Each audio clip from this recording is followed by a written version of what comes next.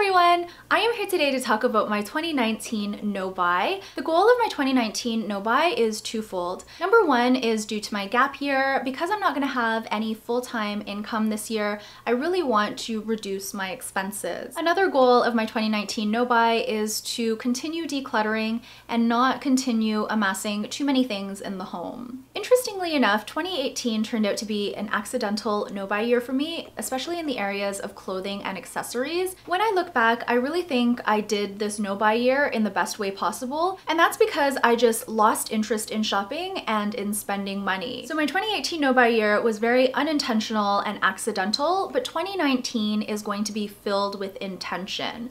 I don't think it will be difficult for me per se because, as I mentioned, I'm really not into shopping anymore. However, if you look at my YouTube channel as a whole, the majority of the videos focus on spending money. I'm really excited for the shift in my YouTube channel to now not spending money. 2019 is going to be a very intentional no-buy year, and I wanted to share with you some of the rules that I set for myself. These are going to be my rules and what makes sense to me. Hopefully they make sense to you, but I won't be offended if you maybe have a different spin on things. The overarching rule for my 2019 no-buy is that I'm only going to buy replacement items for staples in the areas of clothing, accessories, toiletries, makeup, and home goods. So that is basically everything. I want to talk a little bit about staples. These are going to be true staple items that have no substitutes. One example is in 2018, I bought a pair of rain boots. If you watch my vlogs, you may recall that my existing rain boots, which I had had for a number of years, sprung multiple leaks. I tried to patch them up. I even tried to use duct tape on them for a little while, and those just weren't adequate solutions because I walk so much in all weather conditions. I tried to think of a substitute for my rain boots, but I didn't really have any. I have my Crocs for mild weather, which I can definitely use, and I have my snow boots for snowy weather, which I can definitely use, but I didn't really have any true rain boots for cool weather. So I did need to bite the bullet and buy a pair of rain boots, and that is exactly what I would classify as a staple item with no substitutes. An example of an item where I would not go out and immediately purchase a replacement is, for example, if my Converse were no longer wearable. Converse are a really specific item, and maybe under someone else's no-buy rules, you can go out and immediately purchase a replacement.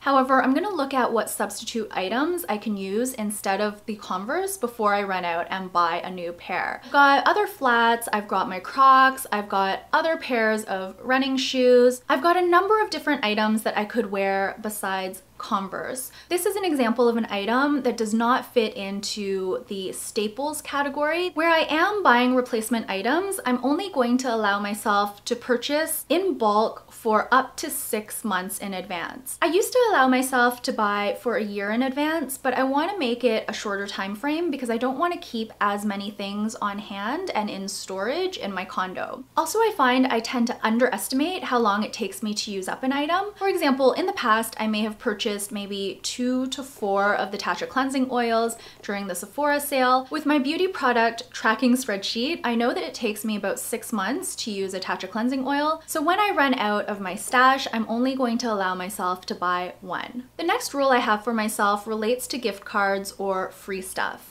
I'm going to be kind to myself in this category, and I'm going to allow myself to be treated every once in a while to something that doesn't fit in the replacement for staple items category. However, this is not a request for gift cards, presents, PR packages, samples, anything like that. I really want 2019 to be a year of me discovering myself, going with my gut, going with my intuition, and I don't want to put too many boundaries on this area. I'm not intending to find loopholes in my no-buy. I think I can make a judgment call where necessary, and if I happen to make the wrong judgment call in maybe bringing home some free stuff that I really didn't need or want, then that's a lesson learned on my part because then I have to go ahead and declutter it. This is an area where I really want to give myself some space to hone in on my decision-making skills, where something might be very enticing because it's free. That leads me really well into my rule, which is around items that enhance my life. I don't want this no-buy to be a situation where I cut off my nose to spite my face.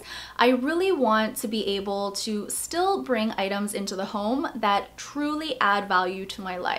And this is where I go back to using my gut, using my intuition, not finding loopholes, and not trying to cheat at this no buy. I'm not gonna make an excuse to bring something into my home just because I think it will add value to my life. I need to really think about it and decide whether or not something that I bring into my household will truly support the life I want to lead going forward. I do have an example of this. This is something that I purchased in 2018, and you guys may know if you watch my channel that this is the very simple yet effective apple wedger. I hemmed and hawed about buying this apple wedger, which was probably $5. I decided against it, but eventually I decided to buy it. I eat so many apples now, so that little item that I really considered not bringing into my household has added a lot by way of health and wellness to my daily life. Stuff like that, I still want to be able to make a judgment call. My 2019 no buy is not an exercise in deprivation. I just really want to hone in on what matters in my life. To that end, I'm going to be fully transparent with you guys,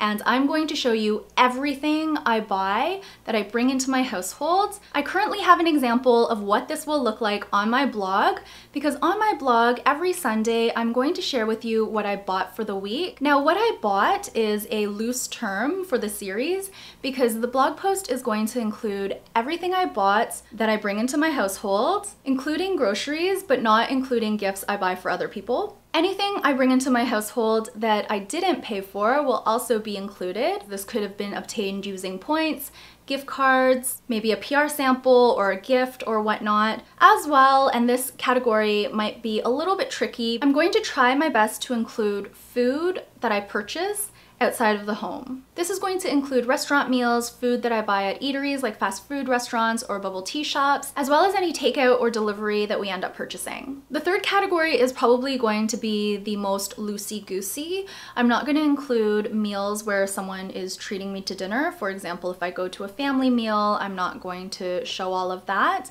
but I'm going to again play it by ear, use my intuition on what I include. The intention being to show how much I spend on food that is not prepared at home. I'm also going to be sharing on this YouTube channel on a monthly basis. I'm hoping to do a little bit of analysis there, maybe give you some totals by category and just talk a little bit about how I felt during the month and just provide a little bit of insight into my no buy. I haven't decided exactly what these videos will look like, but the updates will be on a monthly basis. That is going to be it on this video on my 2019 no buy. Thank you guys so much for watching.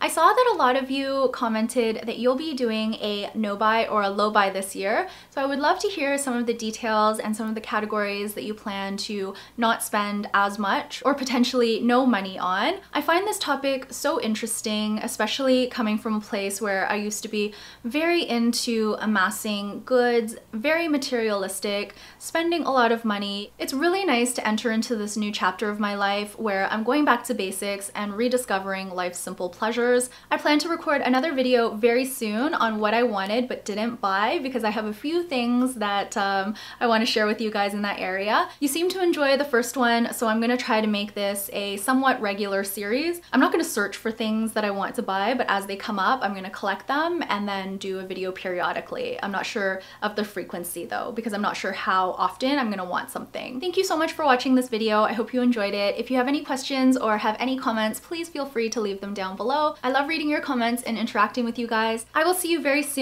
in another video. Until then, please take care and bye for now.